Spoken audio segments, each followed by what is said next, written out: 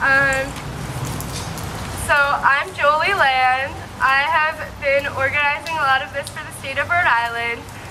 And so you guys know, I think most of you do, our movement has been inspired by Greta Thunberg in Sweden. She started this whole thing by striking from schools on Fridays.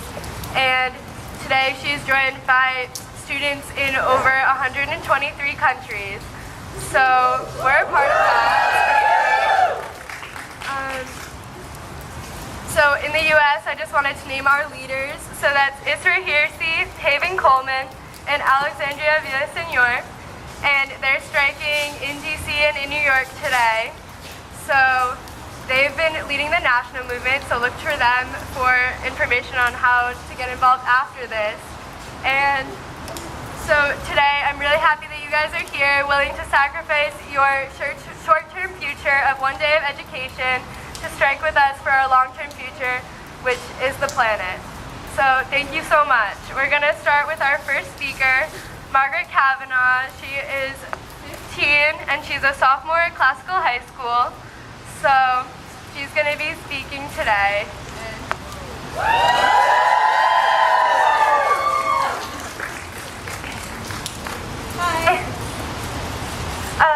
I remember being in second grade, frozen stiff to my chair after reading an article in a magazine with my class about how global warming was hurting polar bears and melting the North Pole.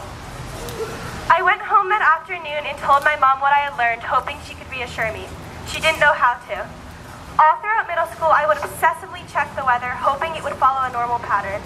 On 70-degree days in February and 90-degree days in April, I didn't want to get out of bed. Every light and faucet left on stressed me out.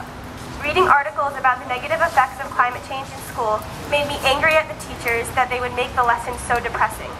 I convinced my 8th grade science teacher that we should watch something besides the news because I didn't want to hear more about our possible lack of a future. I quickly clicked out of anything surrounding the issue that I came across on social media. I thought if I could ignore that this was happening and if no one talked about it, then it would just go away. But now I know that ignorance is not an option. We have under 12 years to mitigate the effects of climate change, or the changes will become irreversible. So much of human civilization relies on the predictability of weather patterns. Agriculture depends heavily on a stable climate, as does our economy. One of the biggest arguments against climate change is that the terms of the Paris Agreement are too extreme and expensive. They don't realize that the irreversible damage a changing climate has already caused and will continue to cause is far more expensive. Not enough people are scared. Not enough action is being taken. We, the youth, can't sit in silent fear and uncertainty. We must make our voices heard. We should be screaming to the people in power to make changes. I believe that if we elect the right people and if we create our own storm, that we have the power to change the world. This isn't far off in the future. We'll all live to witness the devastation.